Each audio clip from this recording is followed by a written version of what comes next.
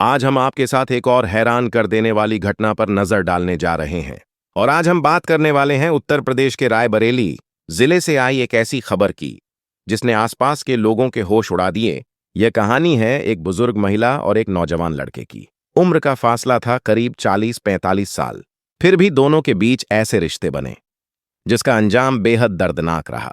तो चलिए बिना देरी किए इस पूरी वारदात को क्रमबद्ध तरीके से समझते हैं। शुरुआत होती है रायबरेली शहर से। यहां एक महिला रहती थी। नाम था कमली। उम्र करीब 60 से 70 साल के बीच। लेकिन उम्र के इस पड़ाव पर भी वह बेहद खूबसूरत थी। खुद को संभाल कर रखती थी। नई नई साड़ियां पहनना उसका शौक था। कमली का पति कई साल पहले दुनिया छोड़ चुका था। तब से वह अकेली थी। उसका एक बेटा था प्रदीप और बहू थी मनीला। तीनों एक ही घर में रहते थे। लेकिन घर में शांति नहीं थी। सास बहू के बीच अक्सर झगड़े होते रहते थे।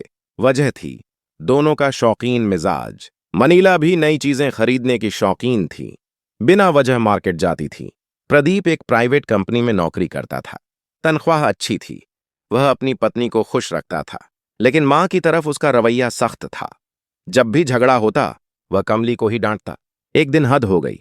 मनीला ने अपने एक बॉयफ्रेंड को घर पर बुला लिया। कमली ने यह सब अपनी आंखों से देख लिया। उसने बहू को टोका, तुम मेरे बेटे के पीठ पीछे ये सब कर रही हो। दोनों के बीच जमकर कहासुनी हुई। कमली ने कहा कि वह सब कुछ बेटे को बता देगी। मनीला भी मुंहतोड़ जवाब देने से नहीं चूकी।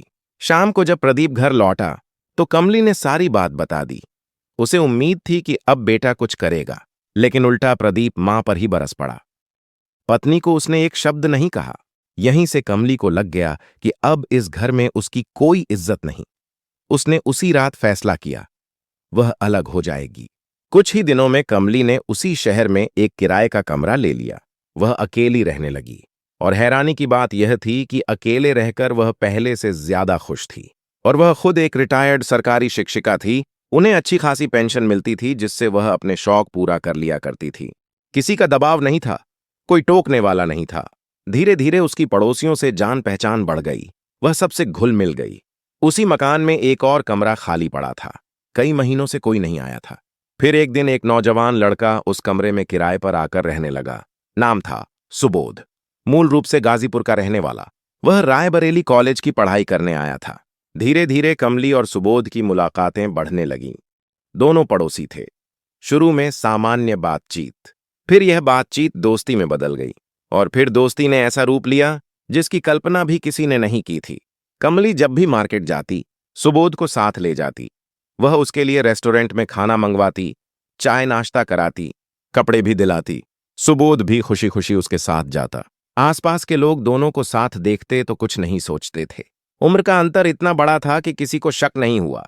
लेकिन जो होने वाला था वह किसी ने नहीं सोचा था। तारीख थी कमली का जन्मदिन। वह घर पर अकेली थी। सुबोध भी अपने कमरे में था।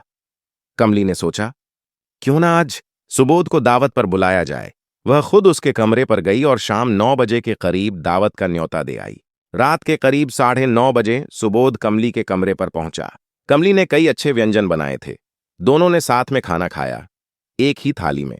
खाना खत्म होने के बाद दोनों सोफे पर बैठकर बातें करने लगे। तभी सुबोध ने कुछ ऐसा कहा जिसने कमली की सारी बातें बदल दीं। सुबोध ने कहा, आंटी, दावत बहुत अच्छा था, बस थोड़ी सी नमकीन होती तो मजा आ जाता। कमली यह सुनकर मन ही मन खुश हो गई, क्योंकि वह भी बहुत बड़ी शौकीन थी। उसने समझ लिया कि सुबोध क्या कहना चाहता है। उसने कहा, तूने तो मेरे मुंह की बात छीन ली। इसके बाद कमली सीधे अपने कमरे में चली गई और सुबोध को अपने पीछे आने का इशारा किया। सुबोध भी अंदर चला गया। जो हुआ उसके बाद वह 2 घंटे से अधिक समय तक चलता रहा। दोनों ने अपनी अपनी ख्वाहिशें पूरी कीं। लेकिन इस पूरे वाकये के बाद कमली की हालत अचानक बिगड़ गई। वह बेड पर उठने लायक भी नहीं रह गई थी। सुबोध घबरा गया। उसे डर था कि कहीं यह बात बाहर न निकल जाए। आसपास के लोग क्या कहेंगे, उसकी पढ़ाई पर क्या असर पड़ेगा। फिर सुबोध ने एक चाल चली। उसने कमली के बेटे प्रदीप को फोन किया और कहा, आपकी मां छत पर टहल रही थीं, अचानक गिर पड़ी हैं, उनकी हालत गंभीर है, जल्दी आइए। प्रदीप और मनीला तुरंत वहां पहुंचे। उन्होंने कमली को अस्पताल पहुंचाया। डॉक्टरों ने इलाज शुरू किया। 3 दिन बाद कमली को होश आया। प्रदीप ने पूछा, मां, हुआ क्या था? कमली ने शर्म के मारे वहीं कहा, बेटा, छत से गिर गई थी। लेकिन मनीला को कुछ खटका। उसने सोचा, अगर छत से गिरती तो हाथ पैर टूटते, लेकिन ऐसी कोई चोट नहीं है। उसने कमली से सख्ती से पूछताछ की। तब कमली टूट गई। उसने सारी सच्चाई बता दी। सुबोध के साथ रात में क्या हुआ था, किसने किसको बुलाया, किसने क्या कहा। मनीला यह सुनकर गुस्से से आग बबूला हो गई। वह सीधे मकान पर आई और सुबोध के सामने जा खड़ी हुई। उसने सुबोध को खूब डांटा। सुबोध ने कहा, मैंने आपकी सास के कहने पर यह सब किया। मैंने जबरदस्ती कुछ नहीं किया।